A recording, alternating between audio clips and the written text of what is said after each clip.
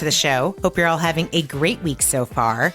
So we are taking a short break for the next few weeks, but fear not, we have some wonderful episodes to share with you. What we're doing is we went back and we found some of our listener favorites, some of our best podcasts, some of your favorite episodes, and we are polishing those up and sharing those again with you. So you will hear those over the next couple of weeks, and we hope you get to enjoy them if you have not heard them already. So thanks for listening. On today's Encore episode, I have the wonderful Heela Lang. She and I talk about her role as the founder of Sol de Janeiro, the amazing cosmetic brand, and how she started Sol de Janeiro, what inspired her to start the brand, and her advice to other women for paving their own way.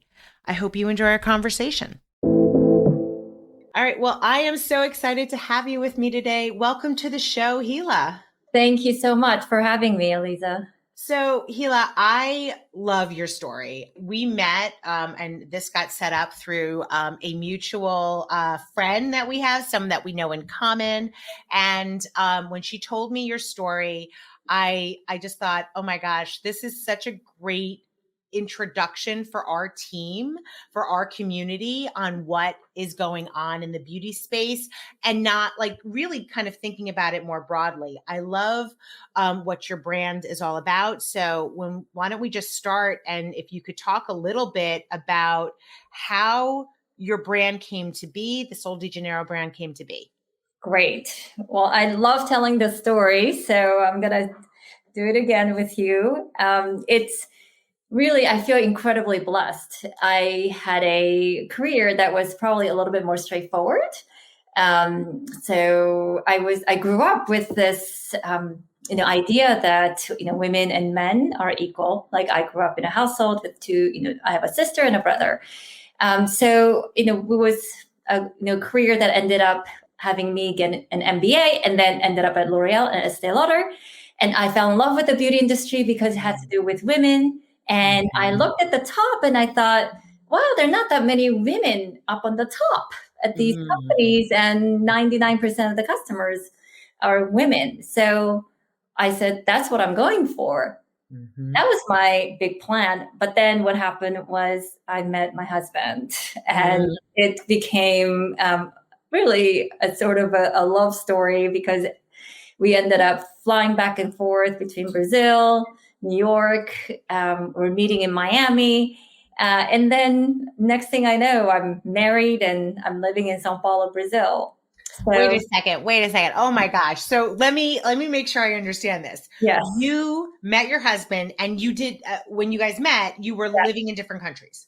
Yes, exactly. So he was living in São Paulo. I was living in New York, and he was just passing through New York. He was passing through New York. You guys somehow met. Yes. And you fell in love, did the back and forth thing, commuting, and then decided, okay, I'm just moving to Brazil. Yes. Pack up my bags, leave my family. I mean, my sister, my parents, they were all in New York. My job, my friends, and what do you do for love? Yeah. Wow. So it's very cliche, but it happened to me. Yeah. So you moved to Brazil, and what are you working someplace else, or did you immediately just say, I have this amazing idea for a beauty brand? Yeah. So I when I moved to Brazil, I had a great job offer to run all of South America skincare division of a large beauty company. But then what happened was, I guess, life had different plans for me, because I got pregnant right away. The first month I got there, and this job required me to be on the road 70% of the time. Yeah. And it's a new country. I didn't speak the language. I didn't have any friends. And so I said, okay, I'm going to make the best out of this. So I studied Portuguese. I, worked on the house. And it was a huge adjustment for me. And, I'll talk a little bit later about advice for entrepreneurs and other women who, because there's no one straight path. That's kind of the moral of my life. Yes. So but when I got pregnant, what I was so disappointed on one hand because I had all these plans, not just the job, but go party on the beaches, go travel through the jungles, and I couldn't do any of that. So Right. I just getting bigger and bigger. And, one day my husband said, let's go to the beach. And I said, okay. So I pulled out my one piece black bathing suit and he said, oh, absolutely not. Like, why would you want to wear a big one piece that hides your beautiful belly? Like here in Brazil, you flaunt that. And you're Mm. beautiful and you're Mm-hmm. pregnant. And so so we went bikini shopping. Yeah. And of course, the Brazilian bikinis are tiny. So here I was on the beaches of Brazil at the largest I've ever been in my life, wearing the tiniest bikini ever in my life. Like it's very ironic, right? Yeah. And so I'm sitting there feeling incredibly self-conscious, and I'm looking around and nobody was looking at me. Nobody was judging me. And all I saw was people of all shapes, all sizes, all colors, just loving themselves, enjoying themselves, having a wonderful time on the beach, soaking up the sun. And most importantly, because I come from the beauty industry, I noticed that they were doing lots of things to their body, to their hair. And I thought, oh my gosh, like the way they're approaching beauty is so ingrained and so positive. And this concept of self-care that's very trendy today. Yeah. I mean, it was inherent in their culture. I mean, it is. And so it's almost like you watch, women on the beaches of Brazil, like it's almost like how can I love myself more? Like, how can I, put this lotion on my body in a way that is more loving than yesterday? I mean, it was such a liberating and a fresh way to look at beauty. So that was really what inspired me. And I became obsessed with, like, how can I spread this positive message? I love that. I love that. So that was the inspiration. That was the idea. That was the start of it. And so we need to talk about this most recent collaboration. So here you are. What year was that when you started, when you first launched and started really going in with the brand? Oh, so on the brand launched in 2015. Yeah. And I met my co-founder partner, Mark, in Brazil. And he's an American man who was living in Brazil for 10 years. And he had the same sort of liberating experience there. And so we came together. His background is advertising. My background is cosmetics marketing. And I also had finance training at Goldman Sachs. And so when he and I came together, it just worked out so naturally well. Is a great combination of skills and background. And so what we did first was instead of developing a product first, and a lot of founders, I think they develop a product out of a necessity because they can't find something, or they see a gap in the market. Well, for us, it was really our personal passion to spread this positive message around beauty. And not just like, oh, you got wrinkles and spots on your face and here's a solution. Right. So he and I really worked on what our brand purpose was and what our brand manifesto was. And so our brand purpose is, I can send this to you later, but it's really to embolden the movement of self-celebration and joy through the power and the warmth of Brazilian spirit. Yeah. And so he and I really worked on that first. And then we said, okay, what's the category of products that would support this mission and that would help support this message the best? And we landed at body care. So much of your energy, the way you interact with others, so much of it is through your body language and how you smell and how you embrace. And so that's how we ended up with the body care category, not because we thought that was the biggest category because it certainly wasn't back then. Mhm. So we launched this product in 2015 on our website. So we're digitally native. Mhm. And then a few months later, we met with Sephora, and that was kind of the the history making launch where 4 months after the launch, the Boom Boom Cream became the number one skincare SKU at Sephora. So let's talk a little bit about the other element of what you do, which is the business structure. So you mentioned that you have experience in finance from Goldman Sachs. You also have experience in business on the marketing end, having worked in the beauty industry. Entrepreneurship is a whole other game, right? As somebody who came from marketing at a big brand, I know when I started my company, you think, oh, I went to business school. I've worked at a big company. I know how to do this. And then you get thrown into entrepreneurship. And Yeah. it is an entirely different beast. I remember thinking to myself many times over the last 10 plus years, wait, I got an MBA. How come I don't feel like we covered some of this stuff in the MBA courses? So can you talk a little bit about how that experience has been for you as an entrepreneur and building your business? Like, what do you think is important for people to know who might be looking to make that switch? Yeah. Yeah. I mean, as mentioned like a few minutes ago, our career, our professional life has definitely not been a straightforward path for me. And being open-minded to opportunities, not just professionally, but personally, I think is one of the greatest gifts that we can have. So being open and willing to try different things.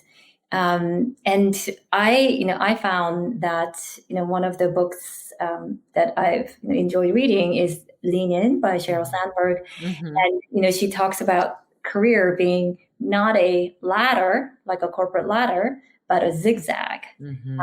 Or what's the term she used? I think it was, jungle gym. So you're jumping from one equipment in a jungle gym to another. You're kind of going in a zigzag, and you eventually get to your endpoint. But along the way, you've actually gained a lot of different skill sets. Yes. And so you become a lot more, rounded all around. And I found that as the business grows, it's to be a manager and a leader. And now, I have close to 100 employees. It's that well-rounded life experience has become very important to me. Yeah. And, I think it's a combination of passion and grit. I think as you went through as well, Lisa, I mean, I was buying my own URL sites, right? Yep. Buying all the misspelling of Sol de Janeiro. Yep. I was putting it on my personal credit card. Yeah. I went to a trade show in Las Vegas and stayed in a $50 hotel because that was the budget for the stuff. I used my son's arts and crafts material to build mock-ups for the jars. And so I think, one other thing is just being humble and, this passion plus grit and being open. And then lastly is being humble, just because I had an MBA or just because I worked at a, very big, well-known companies, that didn't mean that there are things that I couldn't do.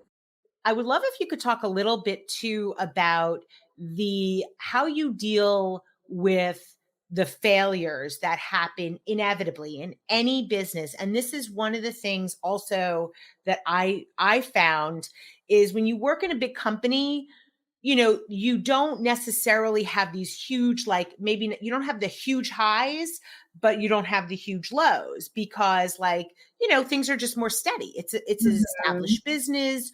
You are one of many people who are there. The highs are, you don't have as many of the insane highs and as many of the insane lows. But I would love if you could talk a little bit about how you handle as an entrepreneur running this amazing business and this brand that you've built, there are hiccups. That you are going to have something that doesn't perform as you wanted it to, or a day that you're just like, oh my God, how did this day happen? Can you talk about how you overcome those types of things that inevitably pop up? Yeah, so that's a very important part of the entrepreneur experience. I think when I was younger, I used to be more upset at things that didn't go my way, whether I could control them or not. And I would especially get upset if they were my own mistakes. I was very harsh on myself. Mm-hmm. But as I got older and more experienced, and again, this is about life experience, the mistakes and failures are fantastic opportunities for growth. Mm-hmm. And so it's a real switch in mindset. And they're really, I really mean that in a genuine way. We've had number of those occasions where we could have made a different decision and they were clearly mistakes, but the mistakes don't define you. Right. It's what you do about them. I'll give you one example. After the huge success of Boom Boom Cream, we worked on the next cream, and that's our current Coco Cabana cream. And when we first launched it, and we had high hopes, huge marketing plan, and we launched it in January, I think it was like last week of December, and we got feedback from our customers saying that the fragrance was off. It reminded them of something that was not our intention. And so what we did, we huddled very quickly together, and we actually changed it. We did a very quick pivot. We actually pulled it. We even called Sephora and said, we're taking it back. Yeah. And we also took a poll on our social media and asked our customers, like, what are you smelling? Like, what did you expect? And did you like it? And should we change it? And so we took that poll and we posted it and really got customers to engage with it. And then we changed it and we relaunched it 9 months later. Yeah. And so Sephora actually included that in one of their presentation as an example of how brands can quickly pivot. Now, big companies, like, they can't do that, unfortunately, but we can, and that's one of the advantages of being small and agile. And that's something that I'm hoping to continue to be able to do as we grow, because that's exactly what's motivating and exciting. You want to stay close to the customers. Yeah, I love that. I love that. And it's just so smart that you guys you have your instincts, right? And as a business person, as a woman, as somebody who has done marketing, what your instincts tell you, but the fact that you have the insight that that the customer is ultimately somebody whose voice you want to play a huge role in what you're bringing to market is just so smart. I love that you are listening to the customers. Can you talk a little bit take us back, like, what were you like as a child? If you thought about, think about Heela as like a 10-year-old, would you have seen this future for yourself where you be an entrepreneur running an amazing brand? Not at all. 10-year-old. Oh my gosh. I was very shy, and you don't really change, right? And I still have very much of that side of me. I was very shy. I was always a hardworking person. And, I think when I moved to the US, I was 12 years old. Yeah. And I didn't speak a word of English. And so that transition really helped me grow fast and be able to adapt. And I think because of that, maybe I was very open-minded when I moved to Brazil, because I've done it once. move my life once and Yeah. adjust to a different culture. I grew up in a fairly conservative family and culture. And as I mentioned, I had a very straightforward career path, but I think being open and having these opportunities that you think, oh, you listen to your heart and say, wow, like I think working on this brand has made me a happier person, more positive person. Yeah. And this brand has a way of infiltrating your life. I love reading our customers' emails and love letters to us. And can I read just a quick one? This one that I love. Sure. Here, she wrote, I wanted to say thank you, really, really thank you. I haven't had any self-confidence for years. I am plus size and never feel pretty or sexy in anything I wear. That has changed because of you. You have built into your brand that it's okay to be a plus size lady and still wear sexy things and even flaunt it. I receive compliments every day, always for my fragrance and sometimes even for what I'm wearing, a very different experience for me. You have definitely changed my life, and my husband loves this too. I mean, that's what a testament to what you're building. Can you talk a little bit about this idea, though, of self-care? You said when you went to Brazil and you saw that women in Brazil were much more open to the idea that they need to take care of themselves in that way. And we sort of had a little bit of, we've been lagged in that, right, in the US. Now there is a lot more conversation about self-care, but can you talk about why you think that has evolved and what the opportunity, why it's important for women to think about self-care, and how that might change their lives? Yes, that's a very important topic and a question. I mean, I don't want to generalize, but we women tend to be a lot more nurture and we think about others a lot, especially when it comes to like our children, our family. If you look at the statistics, like it's often the daughter who takes care of the parent. And so our instinct is often it for others. And that's time, that's resource. And that's not something that comes as naturally to a lot of us. So when I went to Brazil, the way women were taking care of themselves head to toe were very playful in a positive, fun way. And that's what I really loved. It wasn't like, oh my God, I have to take care of myself and invest in me, because it wasn't that. It was very much second nature to them, almost like handed down through generations, learned from mothers and grandmothers. Yes. And it was very much like, of course you have to take care of your body and skin and your hair.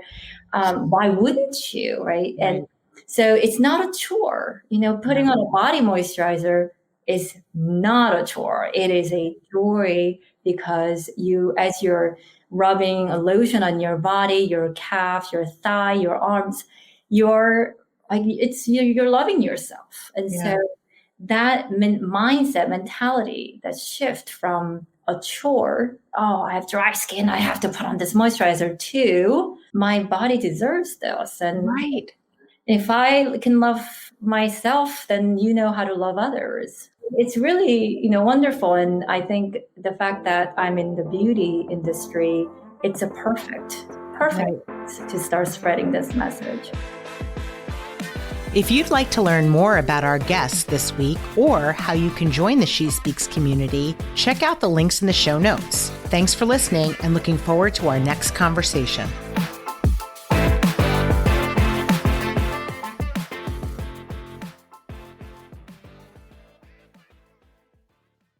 Thank you for listening. If you're an influencer or a brand that wants to work with us, please feel free to email us at info@shespeaks.com. Until next time.